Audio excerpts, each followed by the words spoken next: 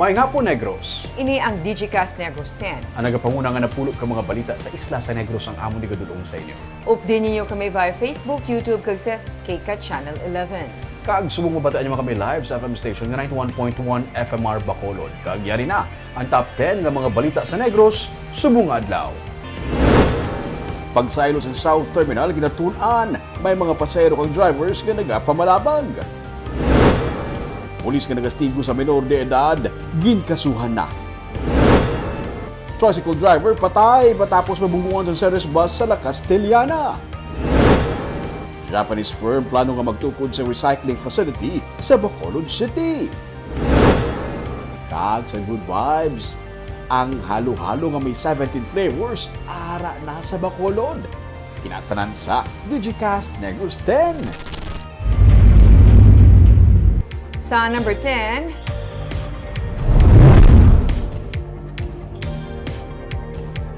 may isa ka low pressure area nga yara sa gwa sang PAR nga ginapaabot mangin isa ka bagyo sa sulod sang 24 oras. As of 3 a.m. ang LPA ang yara sa 810 kilometers east sang northeastern Mindanao. Wala pa ini sang direkta nga epekto sa lakat sang panahon sa Pilipinas, pero ang southwest monsoon o kung habagat amo ang nagaapekto sa Visayas kag Mindanao. Ang Visayas nga nagalakip sang Bacolod kag Negros Occidental ang makaeksperyensya sa magalumon nga kalangitan nga may lapta-lapta nga pag-ulan kag pagpanaguob dala sang habagat kag localized thunderstorms. Posible ang pagluntad sang baha kag landslide dala sa mabunok nga pag-ulan.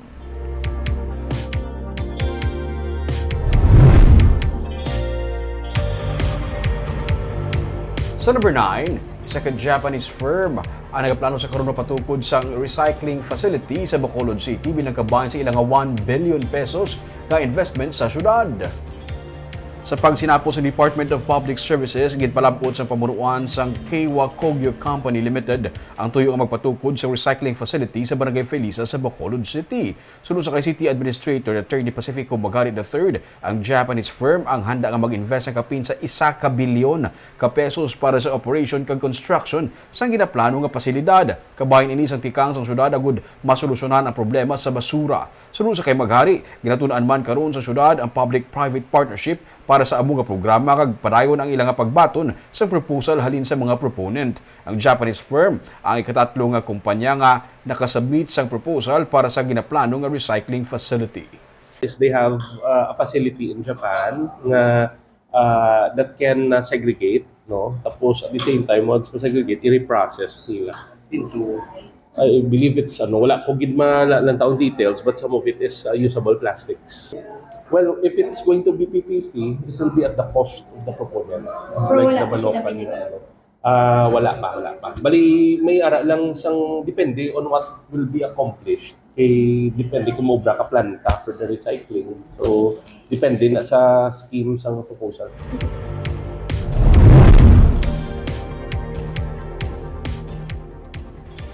Sa number 8, 37 sa karon ang active COVID-19 cases ang Negros Occidental sa July 16 nga report sa Provincial Incident Management Team. Isa naman ang gireport nga napatay bangod sa COVID. Sa datos sa Provincial Health Office ang napatay isa ka 84 anyos nga lola gikan sa Bago City nga na-admit sa pribado nga ospital sa Bacolod City. Ang lola ang nagahilanat kag nagaubo. Diabetic man ini kag unvaccinated. Nagtaliwan na ang 84 anyos ang mag-abot ang resulta nga ini ang positibo sa COVID. Sino kay Provincial Administrator Rayfrando Diaz na abisuhan na ang Bago City LGU nga ipasiguro ang gilayon nga paglubong sa natungdan. Sa July 16 nga report, 3 ang new cases nga na-report. Sa number 7,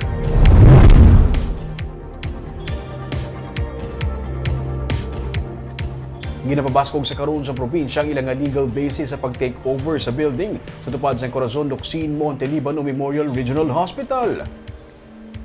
Ini sinuso kay Negros Occidental Governor Eugenio C. Lacson nga nagsiling man ngaluyag sa probinsya nga iga-convert ang mga building bilang temporary nga tiliniran sa mga nagabulig ukon himata sa mga pasyente nga gikan sa out of town kag na-admit sa CLMMRH. Ang natungdan nga building sa adto ang gigamit sa College of Medicine sa University of St. LaSalle. Suno sa gobernador, ang CLMMRH ang nag-claim man nga nagapanag-iya sa amo nga building. Nagalawom si Lacson nga maghilisugot ang probinsya kag CLMMRH para man pareho sila nga makagamit sini. Ang uyag man lang sa probinsya, amo ang paggamit sa bahayan sini nga hindi man abilog para may matinirahan ang mga himata o kabulig sang mga pasyente. We're strengthening lang our legal basis of getting hold of that building. No? So, amo nang latest subong because it is also being claimed by Corazon. Okay. On our part, the province, we don't want to get hold of the whole building. Maybe we can share. Because isama lang ang akong purpose initially is to use that for yung mga helpers na nag-ulat sa gawa.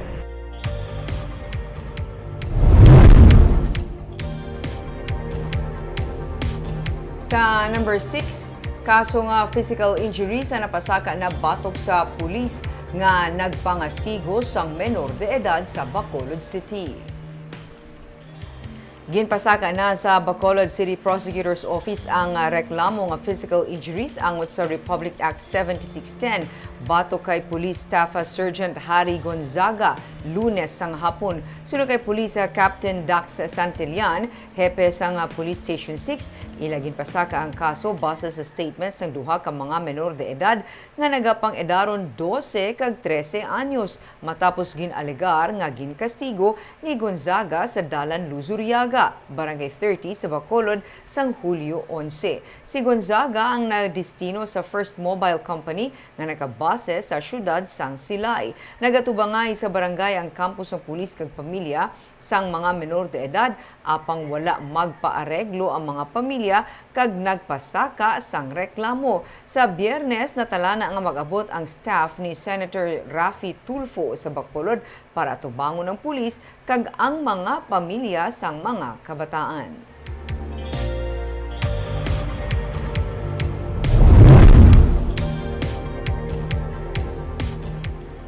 Sa number 5, isa ang patay sa pagbuguan ng isang series bus kag tricycle sa Banwa sang La Castellana.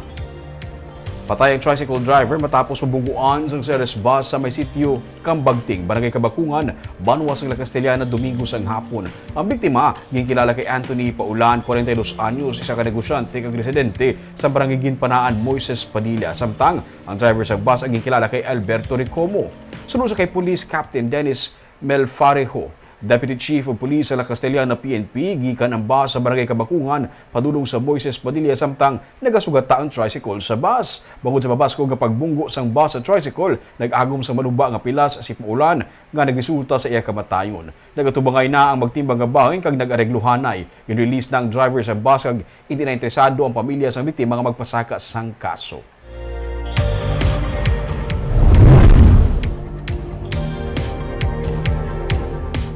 Sa number 4, pagkatikma sang kliyente nga Australian national, rason nga natutulan kag na-trace kag nadakpan ang mag-live-in partner nga ginaalagar, nagabugaw sang apat nila ka mga menor de edad nga kabataan. Ipaidalom sa psychological debriefing kag therapy sa buligman sa Department of Social Services and Development Office kag barangay ang duha sa apat ka mga kabataan nga ginalegar gingamit sa ilang ginikanan sa online exploitation. Biyernes na rescue ang kapid nga lalaki nga nagaedad duha ka tuig upod sa ilang mga magulang nga 6 anyos kag 9 anyos pinaagi sa ginserbe nga search warrant kag joint entrapment operations ng Women's and Children's Protection Center Western Visayas Field Unit PRO7 upod sa Bacolod City PNP kag DSSD sa Barangay Takuling. Sunod kay punong barangay Lady Gles Gonzales Palien, madugay na nga residente sa ilang barangay ang 28 anyos kag 35 anyos nga mag-live-in partner nga ginikanan sa mga bata. Nadakpan ng ilang kliyente nga Australian sa mga otoridad amo nga na-trace ang mag-live-in partner nga ginaalegar nagabugaw sa mga menor de edad sa online. Na-recover man sang otoridad sa mag-live-in ang mga cellphone kag laptop nga gingamit sa ila modus operandi. Pasakaan sila sang kaso angot sa online sexual abuse kag exploitation of children.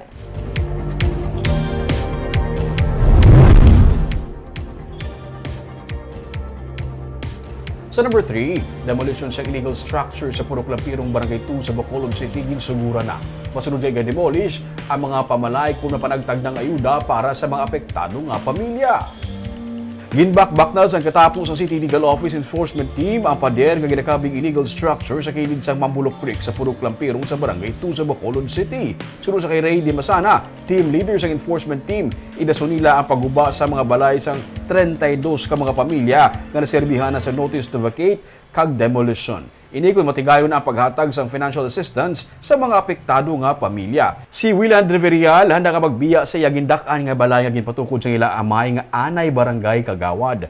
Pareho ni Riverial, naghulat man sa ayuda ang amay nga si Owen Adyong agud nga masuguran ang pagpatindog sa ila sa layluhan nga balay sa relocation site sa barangay Vista Alegre.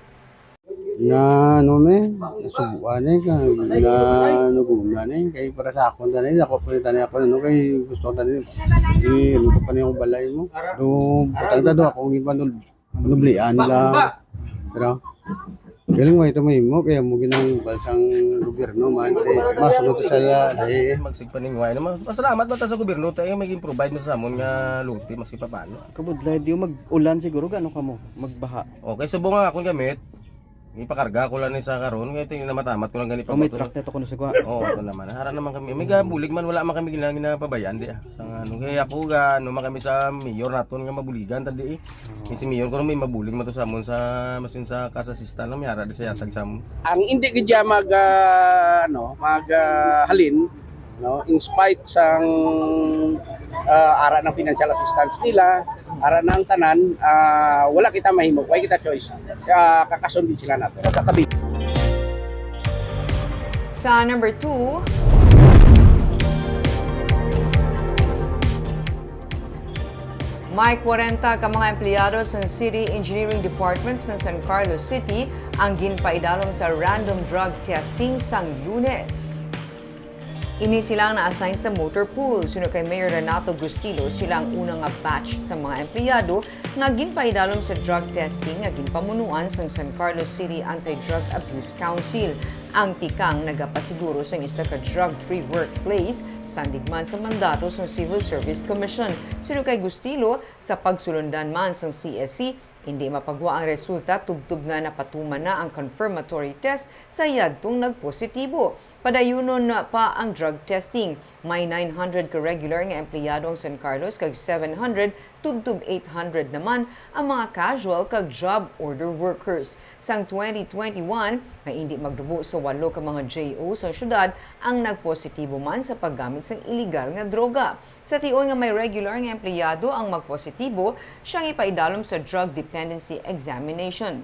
Kung JO worker naman, automatic ang pag-discharge sa iya sa trabaho sunod sa council.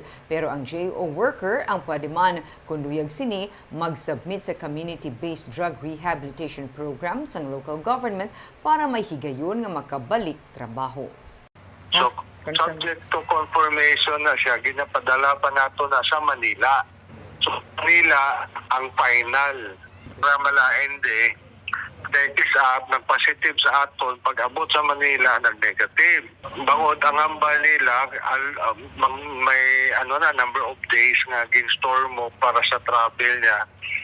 Present na ang may aragya pong gamay na lang. So it's not really as accurate. So na may time nga magbalik negative.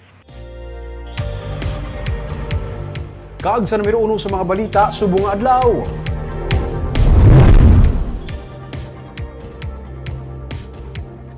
Ginapakitaan na karon sa syudad sa Bacolod sa masayluhan ang South Terminal sa Bacolod City. Pero mayara sa mga driver kag pasahero nga nagapamalabag. May report si Nico Delfin. Ginsiling ni Mayor Albi Benitez nga padayon karon ang pagpangita sang syudad sang kapin 7 ka hektarya nga duta nga sarang patindugan sang South Terminal nga mangin viable kag visible sa mga public utility vehicle operators kag pasahero. Inagudman nga mapahaganhagan ang pagutok sa lakat sang trapiko sa syudad kasubong sang naging resulta sang gintukod sadto ang northbound terminal. Si Councilor Jude Tadeo Saison ang nagduso sadto nga mabutang sa barangay Sumag ang terminal. Ara naman na subong ang bago nga highway nga ang economic highway, so may 3 ka na kaalagyan going into Bacolod City. No, to number 1 ang purpose tadi nga hindi na napagpasudlon pa kag paintrahon pang traffic sa sulod sa Bacolod eh. Secondly, proteksyonan naman ang aton nga mga transport group diri sa syudad sa Bacolod, no? Sila man ang maka ferry sang passengers, no. Third is also the development of the southern areas ng Bacolod. May pila naman ka mga pasahero sang bus terminal sa Dalan Lopez Hainang nga pabor nga masaylo ang South Terminal. Siyempre kay at least makasilbiya sa konduktor sa Sumbang, ilapit na sa amin. Pontevedra, naman din ka pa sa Pontevedra? Sa crossing to this. Pero may iba naman nga driver kag pasahero nga hindi naman luyag nga magbalhin kay naanda ni nila ang separado nga South Terminal sa kilid sang Libertad Public Market. Sa amin nga, hindi kami naka-decide nga kung one lang nga sayloon eh, kiti. One man mo kalayo naman sa sayro. Kasi mawadanga mo to pasero. Amo naman na, kahit manibago naman ang sistema mo. Kahit inaanda, nakasang tanan bala nga pasayro nga dirigid na ang ilang ruta bala. Kag ilang parkingan, ti masala-sala na naman ang pasayro kung dito. Kiti layo rin sa pasahero yung kon tapos wala kami memo sa series yung sayloon. Ito kung dapat sayloon mo sila para. Sang 2019, ginratify na sang konseho ang Deed of Donation sang Vallacar Transit Incorporated para sa 8 ka hektarya nga duta nga para man sa South Terminal sa Barangay Alihis. Ining malapit lang sa ginapatukod nga Coliseum kag Museum sang syudad sa Circumferential Road. Suno kay City Legal Officer Attorney Romeo Carlos Ting Jr., ila pa nga i-review ang kaundan sa naaprubahan nga resolution may kangtanan sa Deed of Donation sang Pamilya Yanson nga para sa South Terminal. Ginalantaw naman sang alkalde ang posible nga public-private partnership para sa amo nga proyekto. Nico Delfin para sa DGCast Negros.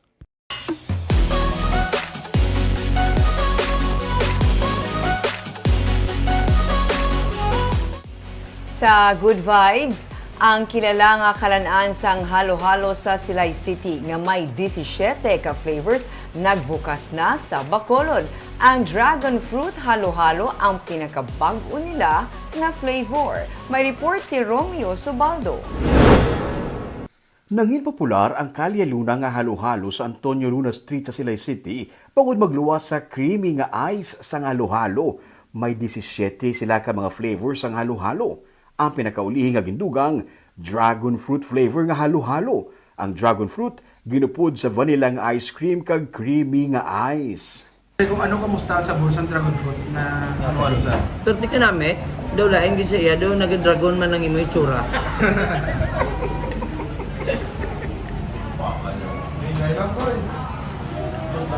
Laing din sa bulsang dragon. Isa lamang ini sa 17 nila ka flavors sa halo-halo. May melon, avocado, mais kunyelo, delangka, banana kunyelo, buko pandan kag madamo pa. Ini ang nagpapopular sa Kalye Luna kag ini man ang rason kung nga ginadagsa sila sa tao sa kada adlaw. Halin sa isa ka branch sa Silay City, nakadugang sila sang branch sa Talisay kag karon may ara na sa may BS Aquino Drive sa shopping sa Bacolod City. Sunod sa tag-iya nga si Chona Montero, isa sa pinakasekreto gid nila kung nga nag-uswag ang ilang negosyo kay man sila mismo sang iya nga mister nga si Glenn ang nagapangamot sa pagbantay sa ilang nga negosyo. Dapat ara din ka matanaw kami sa mga tao sa ano eh kung siguro kung hindi ka hands-on babayaan mo ang quality sa imong mga pagkaon na affected. Napinsara nila nga mag-expand sa Bacolod bangod man sa request ng ilang nga mga customer kalabanan abi gikan pa sa Bacolod kag nagapasilay para lang mga halo-halo. Halos ang kakadusabon sa Silay, sa Talisay, namon nga branch, puro taga Bacolod. So, tapos damo mag-request nga tani may branch na kami sa Bacolod, o mo na nag-decide na kami nga open up kami kung Bacolod branch kay dito nalipay man ang iba na mo na customer pagkita nila nga nag-post na kami. Kay na, opisyal na kaging bless kaging buksan sa publiko ang Bacolod branch. Badason nga plano sa mag-asawa nga maka-expand naman sa Victorias kag Bago City. Barb, grabe, no? Sino mga pinsan nga ang dragon fruit na himo na halo-halo. Nutritious pa na balami. I love dragon fruit, yeah. Pero namit pa siya, Barb. In fairness, namit mo sila inaman. Siguro matinaw pa na dason. Kaaga mo ito mga balita sa Negros Subong nga adlaw. Kay man sa panahon karon importante nga may ihibalo ka sa nagakatabo sa imo nga palibot. Pero dapat balanse kag eksakto mga impormasyon. Padayon kami nga magapangalagad sa Negros Sanon. Ako si Barbara Mijares. Tugtog sa buwas, ako naman si Romeo Subaldo, mayong hapon.